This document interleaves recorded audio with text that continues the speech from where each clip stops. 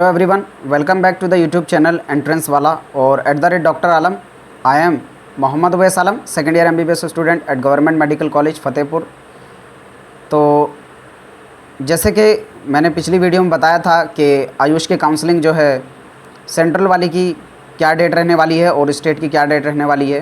तो उसमें मैंने बोला था कि कुछ स्टेट की जो है काउंसलिंग शुरू हो जाएगी अगस्त तक और कुछ की जो बचेंगे उनकी अगस्त में शुरू हो जाएगी। और जिसमें मैंने ऑल इंडिया की जो डेट बताई थी एक्सपेक्टेड, वो 25 से 27 जुलाई के बीच में मैंने बताई थी। तो जो मैंने बताया था लगभग उसी के आसपास सारे स्टेट में जो है शुरू हो गई है आयुष की काउंसलिंग। तो आज जो है 2 स्टेट के बारे में मैं आपको बताऊंगा जहां पर काउंसलिंग शुरू हो चुकी है अभी। पहला है कर्नाटका स्टेट और दूसरा है गुजरात स्टेट। अगर आप यहां पर प्राइवेट कॉलेजेस या गवर्नमेंट कॉलेजेस में अप्लाई करना चाहते हैं आयुष कोर्सेज जैसे BAMS, BUMS और BHMS के लिए, तो आप यहाँ पर रजिस्ट्रेशन कर दें क्योंकि जो है काउंसलिंग शुरू हो चुकी है। तो अभी सबसे पहले यहाँ पर मैं कर्नाटका की वेबसाइट पे आया हूँ। अब क्योंकि ये लैंग्वेज जो है वो कन्नड़ है, ये इसको मुझे पूरी समझ में नहीं आती, तो जो इंग्लिश के अल्फ़ाबेट्स हैं मैं सिर्फ उनको समझ पा रहा था। तो उसकी बेसिस पर मैंने जो यहाँ से शेड्यूल है वो निकाला है, लेकिन काउंसलिंग शुरू हो चुकी है। आप यहाँ पर जब जाएँगे तो यहाँ नोटिफिकेशन सेक्शन में आपको दिखेगा अलग अलग नोटिफिकेशंस। अब क्योंकि कन्नड़ लैंग्वेज में मैं इसको पढ़ नहीं पाऊँगा, लेकिन मैंने कहा था कि आपको नोटिस जैसे ही आएगा बता ज़रूर दूंगा। तो इस वाले नोटिस को जब आप क्लिक करेंगे, ये मेरे समझ में नहीं आ रहा लेकिन ये ब्राउज़र से रिलेटेड है, जब आप इस पर क्लिक करेंगे तो इसका जो ऑफिशियल नोटिस है पूरा शेड्यूल, उसमें किस डेट से शुरू होना है, कैसे रजिस्ट्रेशन करना है, क्या फ़ीस रहने वाली है, मतलब पूरा जो डिटेल्ड ब्राउज़र है वो यहाँ से डाउनलोड हो जाएगा। और इसी ब्राउज़र को मैं टेलीग्राम पर डाल दूँगा, नीचे डिस्क्रिप्शन में लिंक है। अगर आप वहाँ पर नहीं हैं तो ज्वाइन कर लें, और अगर आप चैनल पर नए हैं तो चैनल को सब्सक्राइब करें, वीडियो को लाइक करें, अपने फ्रेंड्स में शेयर करें। तो यहाँ से क्लिक करके आप उस नोटिस पे जाएंगे। मैंने क्योंकि ऑलरेडी डाउनलोड कर लिया तो मैं उसको खोल देता हूँ आपके सामने। तो ये है ऑफिशियल ब्राउज़र जो गवर्नमेंट ऑफ कर्नाटका की तरफ से रिलीज़ हुआ है 14 तारीख को। तो इसका जो है पूरा डिटेल में बताऊँगा कैसे आपको रजिस्ट्रेशन करना है। तो यहाँ पर मैंने बताया था जैसे पहले ही वीडियो में कि अगस्त से पहले सिर्फ उन्हीं स्टेट का शुरू होगा जहाँ पर जो है कॉमन ब्राउज़र निकलता है। कॉमन ब्राउज़र का मतलब जहाँ पर MBBS, BDS, BUMS, BHMS, BMS इन सभी के लिए जो काउंसलिंग के रूल्स एंड रेगुलेशंस हैं एक साथ निकाले जाते हैं, वहाँ पर पहले होगा। तो वही उसी के हिसाब से देख लो यहाँ पर भी हो रहा है। तो यहाँ पर जो एक साथ क्योंकि पूरा ब्राउज़र दिया है इन्होंने, तो यहाँ पर पूरा आप देख लेंगे किस तरह से प्रोसेस रहने वाला है और कैसे आपको रजिस्ट्रेशन वगैरह करना है। और उसमें कई सारी क्वेरी स्टूडेंट्स की आ रही थी, जैसे वो लोग बोल रहे थे कि मैंने पहले बोला था 12 जुलाई को कि काउंसलिंग ऑल इंडिया आयुष के शुरू हो जाएगी, लेकिन वो नहीं हुई। क्यों नहीं हुई? तो उसका रीज़न ये नहीं कि मैंने गलत बताया था, मैंने जो अपना एक्सपेक्टेड था डेटा के हिसाब से वो सही बताया था। अगर ये लोग अपना, क्योंकि जैसे MBBS का एडमिशन जो होना था वो अगस्त से पहले हो जाना था, एटलीस्ट फर्स्ट राउंड का, क्योंकि उन्होंने कहा था 1 अगस्त से क्लासेस शुरू हो जाएंगी। वो मेरा कहना नहीं था, NMC का नोटिस आया हुआ था, आप उसको जाकर रीचेक कर सकते हैं। कई लोगों के ऐसे नेगेटिव कमेंट्स थे कि कुछ भी बता के चले जा रहे हैं आप, तो मैं पूरा डेटा के हिसाब से बताया था और जैसे जैसे बताया था उसी के हिसाब से काउंसलिंग हो रही है। अगर आप सारी प्रीवियस वीडियो को मेरी देखेंगे तो आपको पता लगेगा, अगर चेंजेस आएँ तो क्यों आएँ वो भी मैंने आपको बताया है। तो अभी भी अगर आपने प्रीवियस वीडियोज़ नहीं देखी हैं, चैनल पर नहीं हैं, तो एक बार जाकर ज़रूर देखें। ऑलरेडी काउंसलिंग से रिलेटेड, कट ऑफ से रिलेटेड मैं सारी वीडियो डाल चुका हूँ।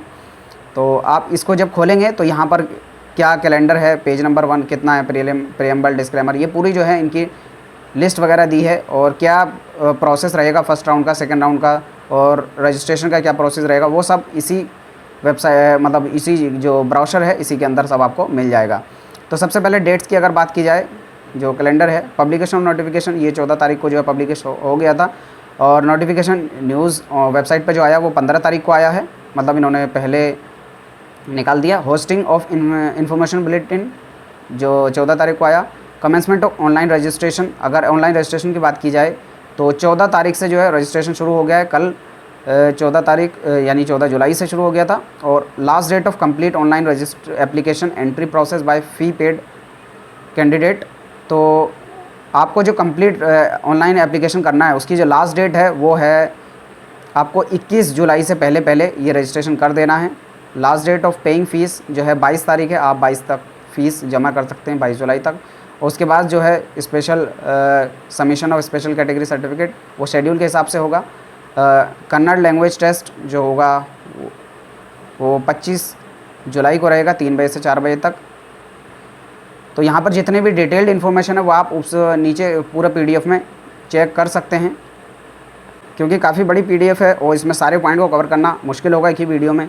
तो आप जितने भी इसके रूल्स एंड रेगुलेशंस हैं उन सबको पढ़ लें। जो मेन इंपॉर्टेंट चीज़ें रहेंगी मैं वो यहाँ पर आपको नोटिफाई कर दूँगा। वही चीज़ जो पहले इंग्लिश में लिखी थी वही इन्होंने अपनी कन्नड़ लैंग्वेज में भी लिखी है। उसके बाद यहाँ पर जो इंस्ट्रक्शन कैसे आपको कर्नाटका जो UG CET 2023 का रजिस्ट्रेशन करना है, किस तरीके से करना है, तो यहाँ पूरे स्टेप्स आपको दिए हुए हैं। इन स्टेप्स को भी आप पढ़ लेना। उसके बाद डॉक्यूमेंट वेरिफिकेशन का क्या प्रोसीजर रहेगा, कौन कौन से डॉक्यूमेंट, आप जब इसको पूरा पढ़ लेंगे तो आपको पता लग जाएगा। फिर यही यहाँ पर इन्होंने कन्नड़ लैंग्वेज में दे दिया। फिर प्रीएम्बल, इसकी भी ज़रूरत नहीं है। फिर उसके बाद इन्होंने ईमेल वगैरह और क्या हेल्पलाइन नंबर है वो सब दे दिया है। फिर यहाँ पर डिस्क्लेमर दिया है, आप इसको भी पढ़ लें। कुछ नोटिस एंड नॉन डिस्क्लोजेबल एग्रीमेंट, फिर यहाँ पर वेबसाइट वगैरह के बारे में बताया, नॉन डिस्क्लोजेबल। फिर सबसे पहले यहाँ पर देख लीजिए एलिजिबिलिटी क्राइटेरिया क्या रहने वाला है इस साल के लिए। तो अनरिजर्व्ड EWS के लिए जो है आपके 137 यानी इससे ऊपर हैं तब आप इसमें अप्लाई कर सकते हैं। क्वालिफाई से ऊपर हैं तो आप अप्लाई कर सकते हैं। OBC SC ST के लिए 107 से ऊपर, अनरिजर्व्ड EWS PH के लिए 121, OBC PH के लिए 107, SC PH के लिए 120 से 107 के बीच में, ST PH के लिए 108 से ऊपर है तब भी आप अप्लाई कर सकते हैं।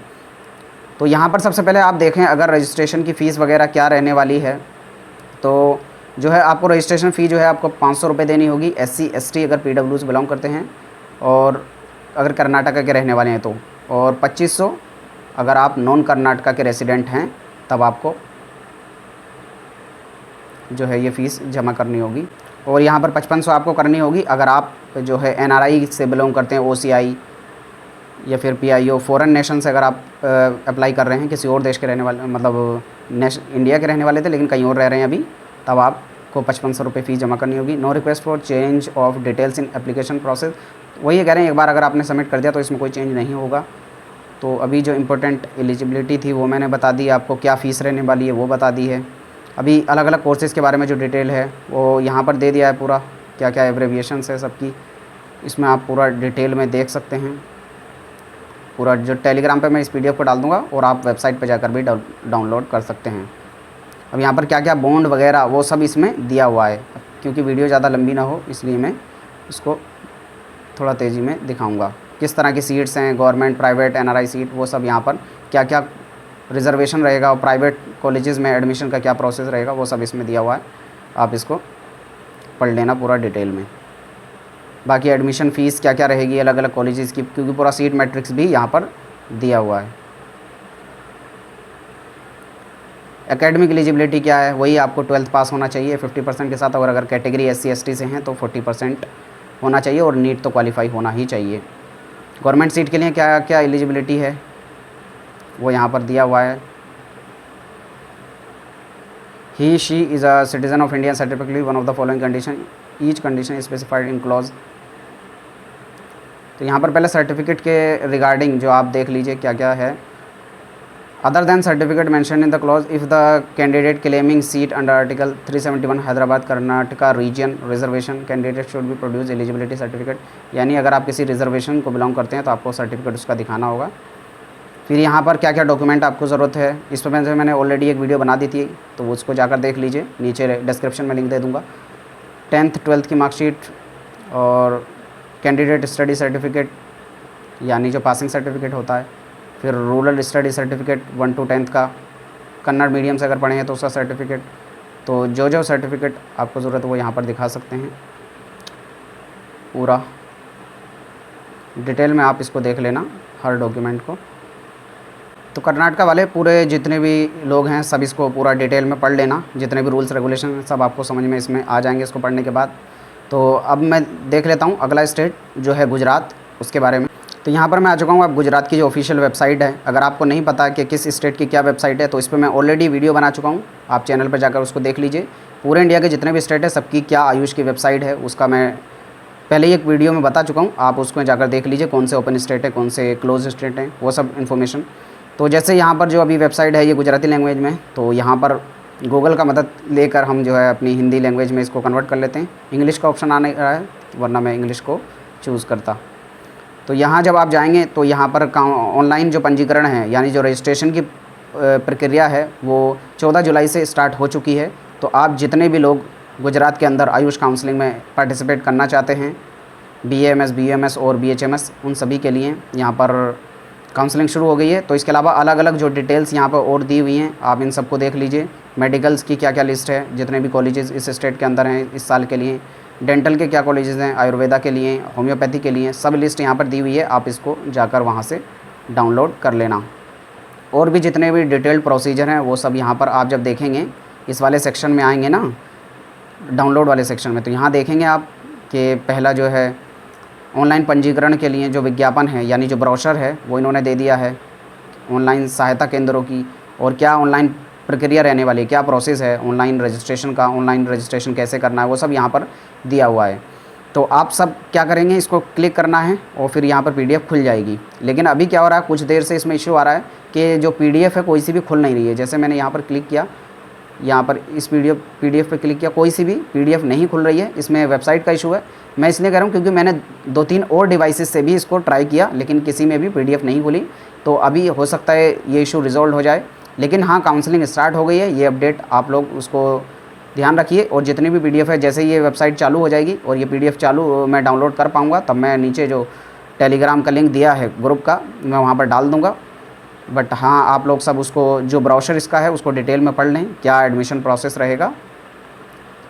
तो अभी तक के लिए यही अपडेट था। इसके अलावा जो बाकी स्टेट का और ऑल इंडिया का जैसे जैसे अपडेट आएगा मैं आपको बता दूंगा, और डिटेल्ड एडमिशन प्रोसेस और आपकी जो भी क्वेरीज़ रहेंगी उन सब के ऊपर भी मैं वीडियो बनाऊंगा। तब तक के लिए थैंक यू। और वीडियो अच्छी लगे तो सब लोग लाइक और कमेंट कर दिया करो, क्योंकि उससे मोटिवेशन मिलता है। तब तक के लिए थैंक यू।